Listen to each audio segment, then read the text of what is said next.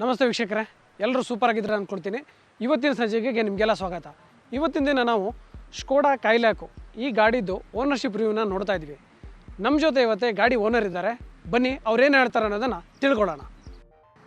ನಮಸ್ಕಾರ, ನನ್ನ ಹೆಸರು ನಿನಾದ್ ಅಂತ. ನಾನು ಈ ಸ್ಕೋಡಾ ಕೈಲ್ಯಾಕನ್ನು ಫೆಬ್ರವರಿ ಎಂಡಲ್ಲಿ ಪರ್ಚೇಸ್ ಮಾಡಿದ್ದು. ಸೊ ಇದನ್ನು 2 ತಿಂಗಳಿಂದ ಓಡಿಸ್ತಾ ಇದ್ದೇನೆ. 2 ತಿಂಗಳಲ್ಲಿ ಹೆಚ್ಚು ಕಮ್ಮಿ 3100 ಕಿಲೋಮೀಟ್ರ್ ಓಡಿಸಿದ್ದೇನೆ. ಹೈವೇ, ಸಿಟಿ ಮತ್ತು ಹಿಲಿ ಕಂಡೀಷನ್ಸ್ ಕೂಡ. ಈ ಎಕ್ಸ್ಪೀರಿಯನ್ಸ್ ಬಗ್ಗೆ ನಾನು ನಿಮ್ಮ ಹತ್ರ ಹಂಚ್ಕೊಳ್ಳೋಕ್ಕೆ ಇಷ್ಟಪಡ್ತೀನಿ. ಕ್ಯಾಬಿನ್ ಕ್ವಾಲಿಟಿ ಬಗ್ಗೆ ಮಾತಾಡಬೇಕು ಅಂತಂದರೆ ಎಲ್ಲ ಯೂಸ್ ಮಾಡೋದಿಲ್ಲಿ ಹಾರ್ಡ್ ಪ್ಲಾಸ್ಟಿಕ್. ಸೊ ಇದು ಹಾರ್ಡ್ ಪ್ಲಾಸ್ಟಿಕ್ ಯೂಸ್ ಮಾಡಿದ್ರೂ ಟೆಕ್ಸ್ಚರ್ ಚೆನ್ನಾಗಿದೆ, ಮೇಂಟೈನ್ ಮಾಡೋದು ಈಸಿ, ಮತ್ತು ಓವರಾಲ್ ಕ್ವಾಲಿಟಿ ಚೆನ್ನಾಗಿದೆ ಅಂತ ಹೇಳ್ಬೋದು. ಈ ವೇರಿಯಂಟಲ್ಲಿ ಈ ಸ್ಕ್ರೀನ್ ಇಲ್ಲ, ಇದು ಇಲ್ಲಿ ಒಂದು ಖಾಲಿ ಸ್ಪೇಸ್ ಇರುತ್ತೆ, ಬಟ್ ಇದು ಎಕ್ಸರೀಸ್ ಹಾಕ್ಸಿದ್ದು. ಈಗ ಬಟನ್ಸ್ ಬಗ್ಗೆ ಹೇಳಬೇಕಂದ್ರೆ ಇದು ಟೆಕ್ಟೈಲ್ ಆಗಿದೆ, ತುಂಬ ಇಂಟ್ಯೂಟಿವ್ ಚೆನ್ನಾಗಿದೆ. ಇದು ಬಟನ್ಸ್ ಎಲ್ಲ ತುಂಬ ಈಸಿಯಾಗಿ ಯೂಸ್ ಮಾಡ್ಬೋದು. ಕಂಟ್ರೋಲ್ ಬಟನ್ಸ್ ಮತ್ತು AC ಕಂಟ್ರೋಲ್ಸ್ ಇಲ್ಲಿದೆ. ಹೈಯರ್ ವೇರಿಯಂಟಲ್ಲಿ ಇಲ್ಲಿ ಸ್ಕ್ರೀನ್ ಬರುತ್ತೆ ಮತ್ತು ಟಚ್ ಸೆನ್ಸಿಟಿವ್ ಕಂಟ್ರೋಲ್ ಇದೆ with automatic climate control. But ಇದು ಕಂಪ್ಲೀಟ್ಲಿ ಮ್ಯಾನ್ಯಲ್. ನೀವು ಡ್ರೈವಿಂಗ್ ಮಾಡ್ತಾ ಆರಾಮ್ಸೆ ಕಂಟ್ರೋಲ್ ಮಾಡ್ಬೋದು ನೋಡ್ದೇನೆ. ಇದು ಫೀಲ್ ಕೂಡ ತುಂಬ ಚೆನ್ನಾಗಿದೆ. ಮತ್ತು ಇದು ಗೇರ್ ಶಿಫ್ಟ್, ಇದು ಆಟೋಮೆಟಿಕಲಿ 4 ಮೋಡ್ ಇದೆ: ಪಾರ್ಕಿಂಗ್, ರಿವರ್ಸ್, ನ್ಯೂಟ್ರಲ್ ಮತ್ತು ಡ್ರೈವ್ ಮತ್ತು sport mode. Totally over all know complaints, very good material used here.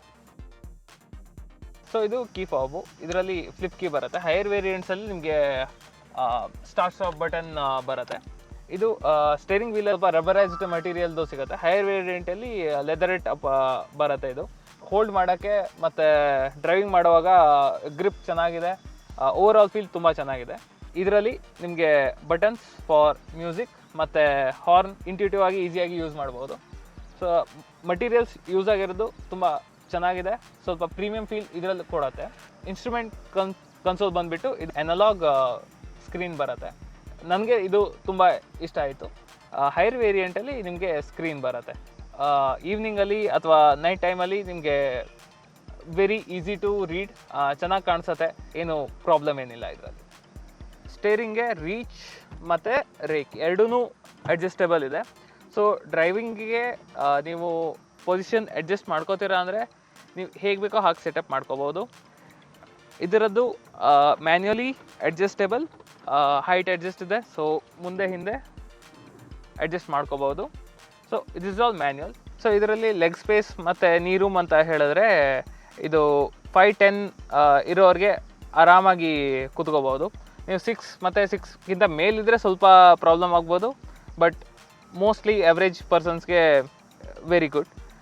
ಡ್ರೈವರ್ಗೂ co ಪ್ಯಾಸೆಂಜರ್ಗೂ ಅಂಡರ್ ಥೈ ಸಪೋರ್ಟ್ ಒಂದು ಸ್ವಲ್ಪ ಬೆಟರ್ ಆಗಿರ್ಬೋದು. 6+6 ಅರೌಂಡ್ ಇದ್ದರೆ ಸ್ವಲ್ಪ ಕಡಿಮೆ ಅಂತ ಫೀಲ್ ಆಗ್ಬೋದು. ಬಟ್ ಕಂಫರ್ಟ್ ವೈಸ್ ನೋಡೋದಾದರೆ ಫ್ಯಾಬ್ರಿಕ್ ಕುಷ್ನಿಂಗ್ ಮತ್ತು ಇದು ವೆರಿ ಕಂಫರ್ಟೇಬಲ್, ಫರ್ಮ್ ಆಗಿ ಸೆಟ್ ಆಗಿದೆ. ಸೊ ಲಾಂಗ್ ಜರ್ನಿಯಲ್ಲಿ ನಿಮಗೆ ಬ್ಯಾಕ್ ಪೇನ್ ಅಥವಾ ಈ ಥರ ಏನೂ ಬರೋಲ್ಲ. But good enough. Over all rating ಅಂತ ಹೇಳಬೇಕಂದ್ರೆ ಇದು ಔಟ್ ಆಫ್ 10 8 ಕೊಡ್ಲಿಕ್ಕೆ ಇಷ್ಟಪಡ್ತೀನಿ. ನೋಡಿದ್ರಲ್ಲ, ಇದಷ್ಟೊತ್ತು ನಮಗೆ ನಿನಾದವರು ಈ ಗಾಡಿ ಬಗ್ಗೆ ಎಲ್ಲ ಇನ್ಫಾರ್ಮೇಷನ್ ಕೊಟ್ಟಿದ್ದಾರೆ. ಏನು ಚೆನ್ನಾಗಿದೆ, ಏನು ಚೆನ್ನಾಗಿಲ್ಲ, ಮತ್ತು ಸ್ಕೋಡಾದವರು ಏನು ಚೆನ್ನಾಗಿ ಮಾಡ್ಬೋದು ಅನ್ನೋದನ್ನು ಕೂಡ ಹೇಳಿದ್ದಾರೆ. ಮತ್ತು ಈ ಗಾಡಿ ಯಾರು ತೊಗೊಂಡ್ರೆ ಚೆನ್ನಾಗಿರುತ್ತೆ, ಯಾರಿಗೆ ಇದು ಸೂಟೇಬಲ್ ಆಗುತ್ತೆ ಅನ್ನೋದನ್ನು ಕೂಡ ಹೇಳಿದ್ದಾರೆ. ಇದಿಷ್ಟು ಈ ವಿಡಿಯೋದಲ್ಲಿ. ಮುಂದಿನ ವಿಡಿಯೋದಲ್ಲಿ ಮತ್ತೆ ಸಿಗೋಣ. ಅಲ್ಲಿವರೆಗೆ ಟೇಕ್ ಕೇರ್.